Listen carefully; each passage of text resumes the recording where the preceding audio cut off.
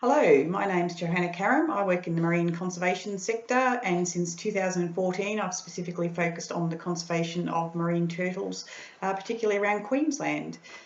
First of all, I wanted to say thanks for having me. It's great to see that even in these crazy times when we're all locked away in our houses by ourselves, that we can still have some great conversations about how we can protect the Great Barrier Reef and all of the animals that live there. Okay, let's start with some questions. First question I have is actually a question that has been asked by both David and Claire, who've asked about the likely impacts of climate change on marine turtle populations. Now, first of all, I guess the one that many people may have heard about in recent years is the issue of feminization.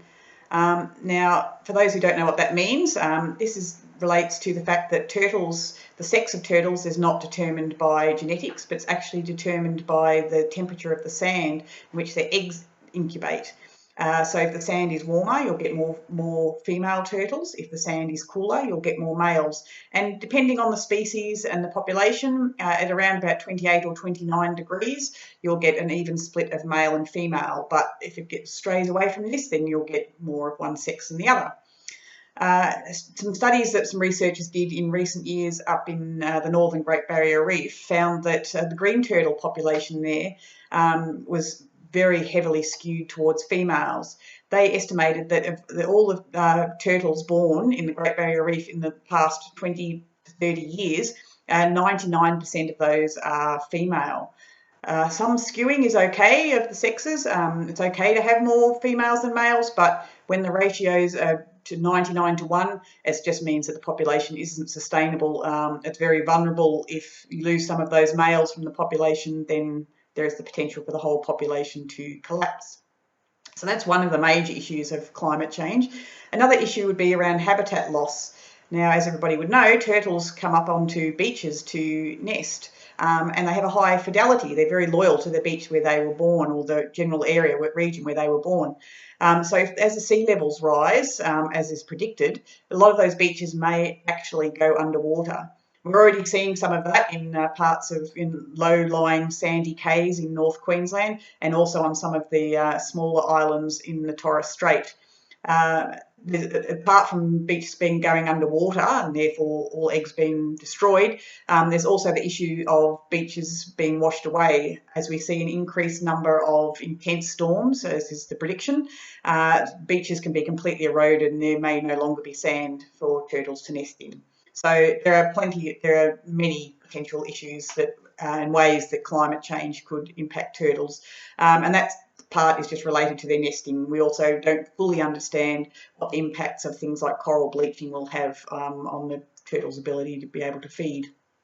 Okay, next question. Rachie asks, where are the feeding grounds of loggerhead sea turtles born in the southern Great Barrier Reef?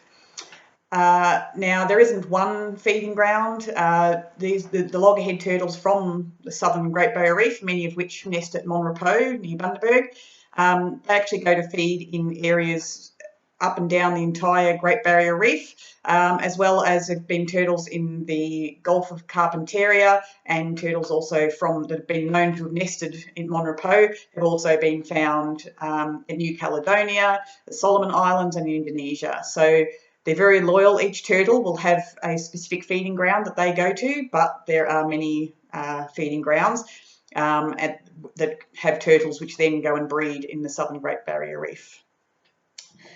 Okay, now Tanya's asked, how old can green turtles live to and how big can they grow? Now, green turtles live to around 70 or 80 years of age is the estimate, but it's actually very difficult to tell the exact age of a turtle. They can grow to a very large female green turtle, and the females are larger than the males, can grow to about 120 centimetres. There's been reports of 130, but 120 centimetres is a big green turtle. And at that age, they're likely to be, well, they're obviously a mature adult. At around about 85 centimetres, a turtle is considered to be an adult and a breeding age. That's an approximate size. But once they reach maturity, they actually grow really, really slowly. And so we don't actually know how, it's not a reliable means of estimating age by the size. And different turtles may grow at different rates depending on the quality of the food and the habitat that they're living in. Another question, Kate has asked, how can you tell if a turtle is male or female? Now, before a turtle reaches that breeding age, when they're still a juvenile or a sub-adult, you can't actually tell the difference between the sexes based on any external features. You can't look at a turtle from the outside and see whether it's a male or female. So the way that researchers determine if they're male or female is actually to do laparoscopies, where a small camera is inserted into the turtle, and then they can look at the reproductive organs of that turtle, and that will tell them whether it's a male or a female.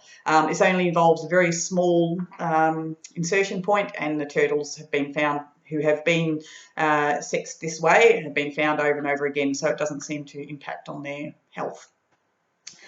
Once a turtle is an adult, however, then it becomes very obvious whether they're a male or a female. A female turtle will have a very small tail that probably doesn't extend past the edge of its shell, or if it does extend past, not very far. A male will have a very long tail that'll extend 15, 20 centimetres beyond the end of its carapace. So that's very, very obvious when you find a male adult turtle. Jess asks, how do turtles find their way back to nesting beaches? Now, this is a very good question. So turtles don't necessarily go back to the exact same beach, but they certainly go within the same region that they were born. So it may not be, the exact spot, but it's certainly very close to it. And this is after they've potentially travelled thousands of kilometres through the ocean during feeding time, between the time they're born until the time they come back to breed. Now, our understanding of how turtles navigate is actually by the magnetic fields on the Earth. So this is so turtles have small magnetic materials inside their brain is our current understanding, and somehow they can use this to see the magnetic fields of the Earth and use that as a navigation, much in the way that we would use a compass. There's also been research that's done which has suggested that each part of the coastline then has its own magnetic signature, so it has a different type of magnetic field for that specific beach. So that may help turtles to find their way back to close to the exact spot where they laid. There's also been some suggestions that perhaps there's the smell, there's unique smell signature of an individual beach, and that may also help turtles find their way back. Okay, so that's all your questions. I thank you very much for tuning in, and thank you. Good luck in your isolation. Bye.